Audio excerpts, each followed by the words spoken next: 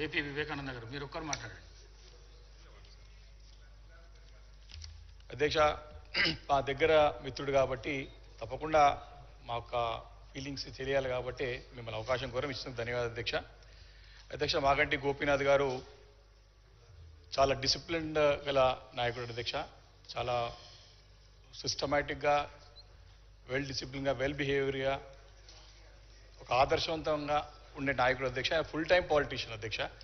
వారు చిన్న వయసు నుంచి కూడా వారికి అవకాశం లభించిన, అంటే వారికి రాజకీయంగా యాక్టివ్గా ఉన్నా, వారికి పోటీ చేసే అవకాశం లభించకున్నా మరి గత 2-3 దశాబ్దాల వరకు వెయిట్ చేసి 2014లో వారికి అవకాశం వచ్చింది అధ్యక్ష. అంటే దాన్ని బట్టే మనం అర్థం చేసుకోవచ్చు వారికి ఎంత నిబద్ధత ఉందో ప్రజాసేవ చేయాలనే ఉద్దేశం పైన. అంటే వారు కమిటెడ్గా ఫుల్ టైం పాలిటీషియన్గా మనం చూస్తూ ఉన్నాం. చాలామంది ఫుల్ టైం పాలిటీషియన్స్ అరుదైనటువంటి తరుణంలో మరి 1983కి వెళ్ళి స్టార్ట్ అయ్యి 2014 వరకు కూడా వారికి అవకాశం వచ్చే వరకు కూడా వారు ఓపికతో ఉన్నారంటే వారికి రాజకీయాల పట్ల, రాజకీయాల ద్వారా ప్రజలకు సేవ చేయాలనేటువంటి ఒక ఉద్దేశాన్ని స్పష్టంగా మనం అర్థం చేసుకోవచ్చు అధ్యక్ష. అధ్యక్ష, వారు నన్ను ప్రశ్నలు కూడా వ్యక్తిగతంగా కూడా 2014లో మేమందరం కూడా మొదటిసారి శాసనసభకి ఎన్నికైనప్పుడు వారు వ్యక్తిగతంగా కూడా నన్ను చాలా ప్రోత్సహించేవాడు అధ్యక్ష. మాట్లాడడానికి కానీ, అసెంబ్లీలో సమస్యలు డిస్కస్ చేయడానికి కానివ్వండి, హైదరాబాద్ విషయాల్ని ప్రస్తావించేటప్పుడు కానీ వారు వ్యక్తిగతంగా ఏమైనా అవకాశం వస్తే వివేకి అవకాశం ఇవ్వండి, తప్పకుండా వారు మాట్లాడతారు, బాగా మాట్లాడతారని నన్ను వ్యక్తిగతంగా కూడా ప్రోత్సహించిన సందర్భం ఉంది. కాబట్టి వారు లేకపోవడం అనేది చాలా బాధాకరమైన విషయం అధ్యక్ష. అధ్యక్ష, వారు వయసులో పెద్దవారైనా, నాకంటే చాలా పెద్దవారు, 14 సంవత్సరాలు పెద్ద అయినా కానీ వారు ఒక మిత్రుడిగా, ఒక సోదరుగా, దగ్గరగా ఒక ఫ్రెండ్ లాగా క్రియేట్ చేసుకుంటూ వారు తర్వాత వారి వయసు కూడా తెలియదు అధ్యక్ష. తర్వాత ఆయన అన్న ప్రస్తావించడం జరిగిందని వారి యొక్క మిత్రత్వానికి, ఫ్రెండ్షిప్కి చాలా వాల్యూ ఇచ్చేటువంటి వ్యక్తి మాగంటి గోపీనాథ్ గారు అధ్యక్ష. అధ్యక్ష, మరి గత 10 సంవత్సరాలు కూడా మరి ఇక్కడ హైదరాబాద్ నగరంలో పురపాలక శాఖ మంత్రిగా ఉన్నటువంటి కేటీఆర్ గారి నాయకత్వంలో మేమందరం ఒక టీం హైదరాబాద్గా పనిచేసినాం అధ్యక్ష.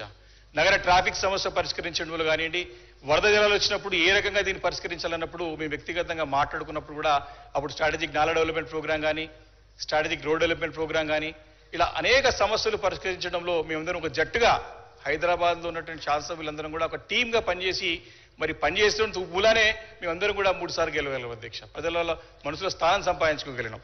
కాబట్టి గోపీనాథ్ గారు ఆ రకంగా మమ్మల్ని ప్రత్యక్షంగా ప్రోత్సహించి ముందు నడిపించినటువంటి నాయకుడు అధ్యక్ష.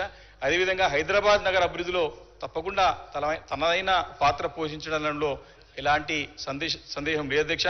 వ్యక్తిగతంగా కూడా వారు సొంత ఖర్చులతో, చాలా ఆశ్చర్యంగా లేదు అధ్యక్ష, వారు మెంబర్షిప్ ప్రోగ్రామ్ అయినప్పుడు కానివ్వండి, బూత్ కమిటీస్ ఇచ్చినప్పుడు కానివ్వండి, with in matter of days, అంటే కపుల్ ఆఫ్ 2-3 రోజుల్లో కమిటీస్ పూర్తి చేసేవాడు అధ్యక్ష. మేము వారితో నేర్చుకున్నాం ఏ రకంగా చేస్తావు గోపనానంద. తర్వాత వెల్ డిసిప్లిన్, సిస్టమేటిక్ అంతా కూడా వారు ఇప్పుడు కూడా పోయిన అధ్యక్ష. వారు ప్రబోధించిన తర్వాత కూడా మనం వెళ్ళి కాన్స్టిట్యున్సీలో డివిజన్లో మాట్లాడితే ఎక్కడికక్కడ వారి committee members to the point అనేది అధ్యక్ష. అంటే ఏ రకమైనటువంటి మరి ఫోకస్డ్గా, నిబద్ధతగా ఉన్నాడని దాన్ని బట్టి మనం అర్థం చేసుకోవచ్చు అధ్యక్ష. కాబట్టి సొంతంగా కూడా తన నమ్ముకున్న వాళ్ళకి, తన కార్యకర్తలకి, తన అభిమానులకి సొంత ఖర్చుతో కూడా వారిని ఆదుకొని వారికి ముందు నడిపించిన నాయకుడు అధ్యక్ష. సరే, గ్రామీణ వాతావరణం 2 లక్షల ఓటర్లు ఉంటే ప్రాతినిధ్యం వహించడం వేరు, కానీ ఇక్కడ 4 లక్షలు 5 లక్షల నియోజకవర్గాల్లో మరి అందరూ కూడా ఒక తాటిపై నడిపించడం అనేది చాలా కత్తి మీద